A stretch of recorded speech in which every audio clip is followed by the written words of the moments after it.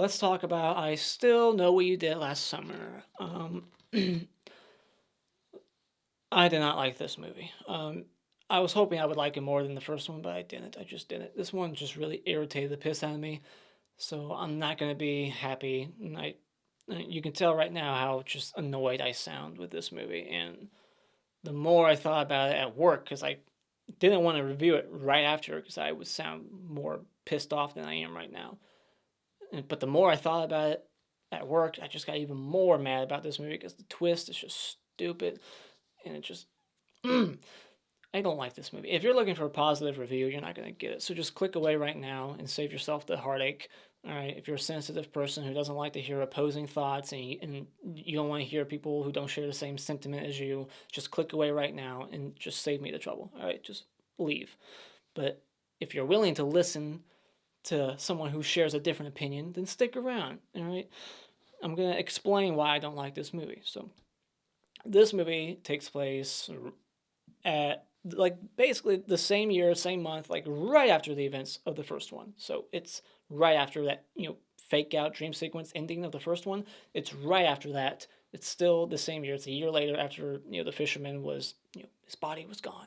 So it's a year after that. She's at college, and then she goes to a resort in the Bahamas with her friends, and the fisherman's there picking them off one by one, and everybody else that works at this resort for some reason, even though they're not the targets at all, whatever. So, yeah, what I like about this movie, I'll say real quick, is Jeffrey Combs is in it, so that was nice to see. The guy from Reanimator and all kinds of movies. I'm not gonna list them all, but yeah, just fucking love Jeffrey Combs. So he was great. I liked his dialogue in the movie, and you got the same actor playing all these characters, even the bad guy, the antagonist. You got the same actor playing the fisherman, and we brought back Jennifer Love, huge tits, and Freddie Prinz Jr. Jesus Christ. So I like that. I like the cast continuity and the story continuity. It actually is acknowledging the first movie, so we're not ignoring anything. And the kills are a slight improvement here. We got a few more kills, and shears are being used at one point. You got like a Friday the 13th Part 2 kill, shish kebab kind of kill. So I like that. They're a little bit more brutal, more on screen, but still not really all that bloody. There's not a lot of gore here. And there's CGI blood in one moment.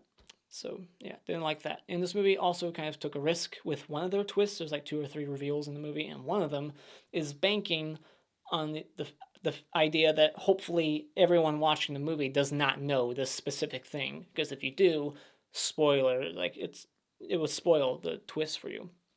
So yeah, outside of that, everything else dislike. I hate how many fucking fake outs and dream sequences are in this movie. This movie opens with a dream sequence and it ends with a dream sequence that makes less sense than the dream sequence at the end of the first one, because at the end of the first one, his body was never found, so it makes sense that even a year later, on the anniversary, that she's paranoid, so she's dreaming about it. But at the end of this one, spoiler, the killer's fucking dead, and she's still dreaming about it. Like, get over it, honey. It's just quit with this tropey, generic stuff why does it always have to end like this? Why do they always have to do the one last scare? It's so expected. There's no surprises in this movie. You see everything coming. I even predicted the opening being a dream sequence right when it started. I haven't seen this movie fully. I've only seen probably like the second half on TV. So when this movie started and she's like walking into that church, I was just like, something tells me this is a dream sequence already. And yep, it's a dream sequence. Fuck me. And this movie is just completely void of any actual suspense. This feels like a horror movie for middle school children.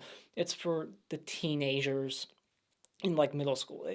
It's not scary at all. If you think this movie's scary, I don't see how. I just don't. It's so trope filled. A lot of dialogue wasn't working for me. Jack Black's in this movie being that typical stoner character, except it's painful to watch. He's not funny to me at all, and thankfully he gets killed pretty quick. He's only in like 2 or 3 scenes, and he's the asshole who is doing all the jump scares in this movie. Like every time he shows up, it's with like a jump scare, stinger, the sound.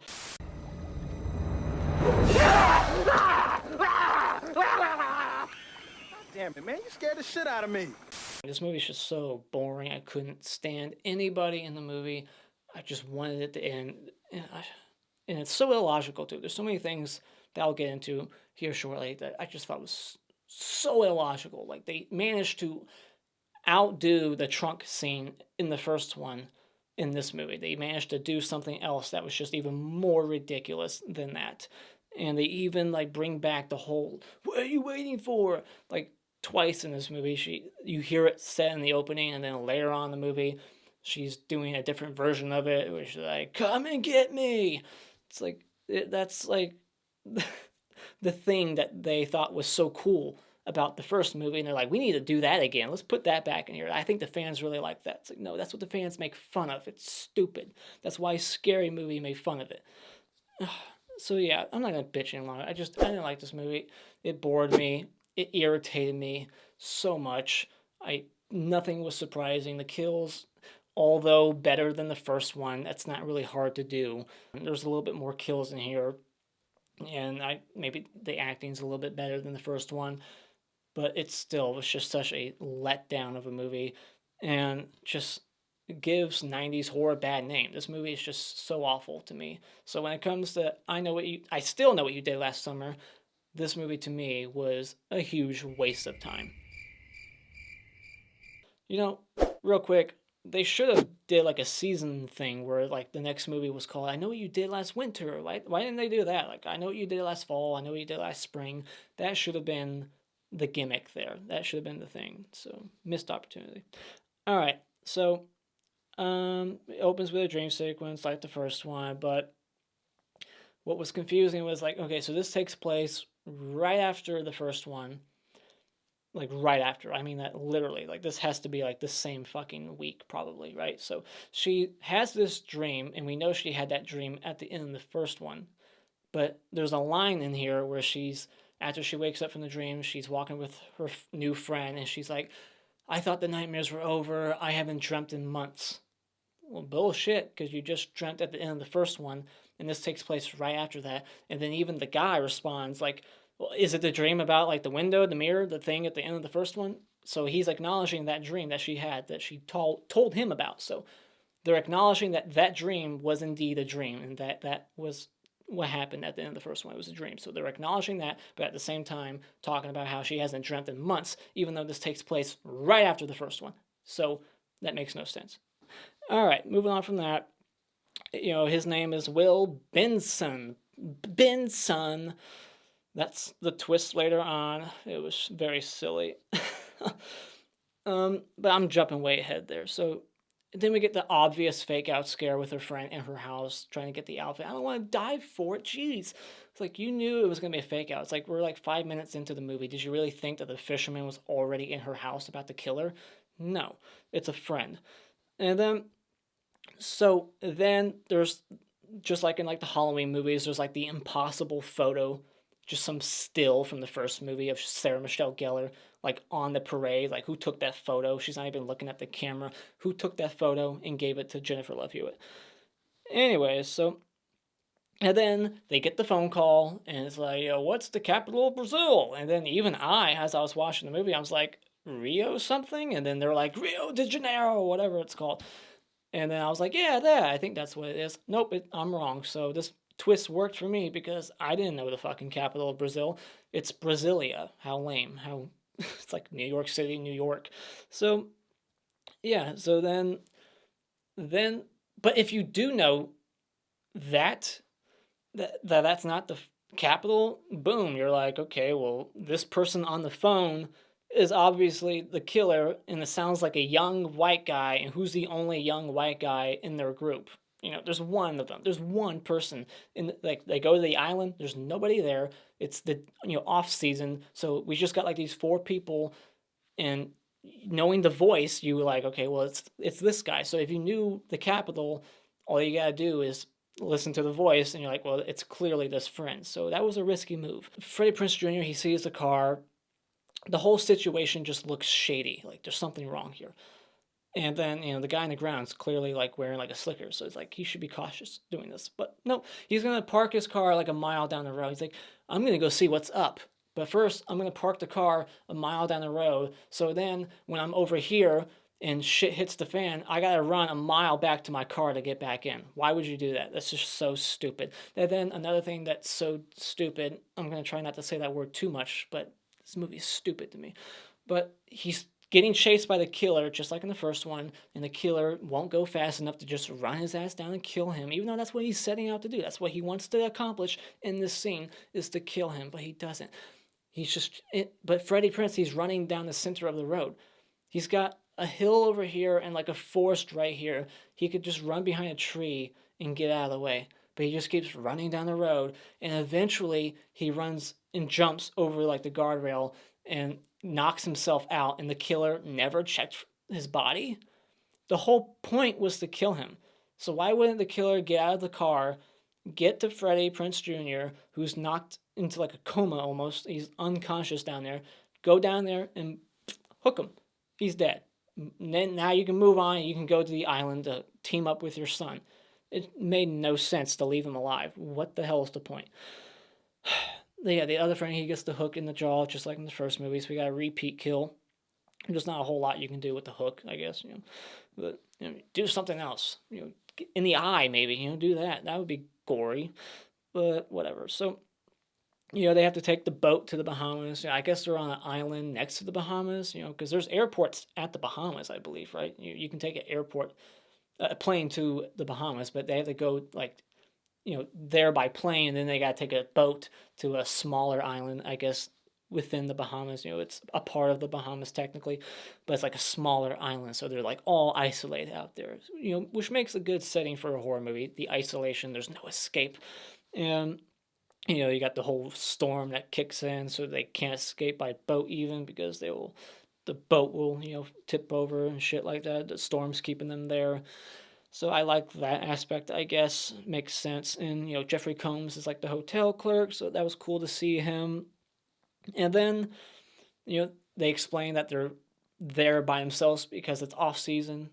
That's why there's no one else there. So that makes sense. They explain that away, because at first I'm like, why is there nobody at this fancy Bahamas resort? Because it's the off season and no one's going to go there. So then we get to the karaoke scene, and she's singing, "I Will Survive," which is, a joke, because she survived the first one. She's going to survive the second one, so she is indeed a survivor. And she's singing, and then she's the only one that sees this, but she sees on the karaoke machine the lyrics change, and it says, "I still know what you did last summer." How did he do that? How is that even possible? Like, it's 1998. I don't know how karaoke machines worked back then, but I'm sure that it would be very difficult for this guy to do that. He would have to have like the IQ of a fucking Geek Squad employee to pull this shit off. He has to know his stuff. How do you do that? How would you even be able to do that? And it's like, did he do that to every single song? Because isn't it like you grab a disc, or you have to grab something and you stick that in? I didn't see how she did it, but she chose a song. They have a whole list, so he just knew what song she was going to pick. Or did he do that to every single one? And why? What's the point? Just to fucking scare her and make her feel crazy? And then the dock worker gets killed off camera. And why? Like, why? Like, why are we killing all these other people? This guy is just on a killing spree for no reason, killing all these other people who don't deserve it. Like, he's got his target right there, Jennifer Love Hewitt. Why not just kill her? Why is he killing Jack Black? Why is he killing this person? Why is he killing Jeffrey Combs? Like, why? They didn't do shit. We find out that he worked there many years ago, and his wife cheated on him there, so he killed her. So he was already a murderer before he went to go murder the guy in the opening of part 1. So we find that out. But why is he killing these people? Because he worked there before and he hated his fellow coworkers? It's never said, so I don't know. Did he have a grudge against them? I don't understand. Why is he killing these people? They don't deserve it. It's just added body count for the sake of having a higher body count. And why even go to the resort, period? Why this elaborate scheme to, like, let's do a getaway. Let's pay for these expensive plane tickets to get these victims there so we can kill them there, when we can just fucking kill them in their sleep because we know where they live. Like, you go to college with her, you've gotten in her circle of friends, You can kill her at night when she's asleep easily. Why all this? Why this big show you're putting on? And you can just tell he was waiting for the moment to like reveal his name. So like not even his name. And how would you get into a college with a fake name? Like that would be kind of hard to do, right? Don't you have to like prove like he had to get like a whole fucking fake ID, fake this, and just get himself accepted as a fake name. He had to do all that for what purpose? It's just stupid. Just kill them. You know where they live, kill them. But you could just tell later on that he was so excited to reveal the joke of his name. Like the way he said, he's like, "Come on, Jennifer, whatever your fucking character's name is, like, Julie, don't you get it? Ben's son?" Like the way he said it, he was like smiling. He's like, he couldn't wait to reveal that to her. Oh my gosh. So then, we get this voodoo guy on the island, and his voodoo wasn't effective for the Mekhi Phifer. He's like burning their shit to like protect them. He's putting like a protective spell on them, but it only works for the two girls, not so much for Mekhi Phifer. So I guess maybe he didn't grab one of his items, but if he did, it did not work for Mekhi. He still died. And poor Mekhi in this movie, he just wants to get laid. He's constantly talking about getting laid. He's very one note, and then even like right before he dies, he's like, "I'm so horny," and then he gets the hook right through the fucking neck. The voodoo guy, he falls on the girl. Getting the shish kebab kill happens, and Jeffrey Combs is killed off camera. We find his body. He's got like a big old machete in his head. Jack Black, he gets the shears in his chest. It's a very quick, like, blink and you miss it, like, shot of the shears entering his chest. Like, the kills are better, but they're very quick. They're not very gory. It's just a shame. And then there's the tropey, like, the body's in the closet. She goes and gets the friends. Oh, the body's gone. A million movies do this. I'm so sick of it. Finally, we get a character, Freddie Prinz Jr. He buys a gun. Thank you. Like, I'm tired of people like going somewhere and they're like they have nothing to protect themselves with. So he buys a gun and somehow skips the waiting period. Like he says, like, there's a waiting period. You can't just buy this gun right now. You gotta like you can buy it, but you're gonna have to wait before you can actually pick up the gun. But he's like, "No, fuck that. Here's my ring. Get me the gun. Is it loaded? Good." And then goes, and I guess it's not loaded. I don't understand. Like he goes to save the day at the last second, and when he pulls the trigger, it doesn't shoot. But then when Jennifer Love Hewitt gets it, it's loaded. So what was the problem? He didn't. He had the safety on. I don't think there. What? Like how? How would Freddie Prinze Jr. not know if it was like the safety was on or if it wasn't like cocked back or whatnot? Like you're an idiot. So yeah, and then the whole "come and get me" thing. It's like repeating the trunk scene in part one. What are you waiting for? And so we find out that he has the son, Ben's son, and this kind of ignores what was established in part one, which was that he just had a daughter. Like she reads the paper and it's like, the daughter was dead and she was survived by her father. She had a father and that's it. But it would have said in the paper that she had a dad and a brother, whatever.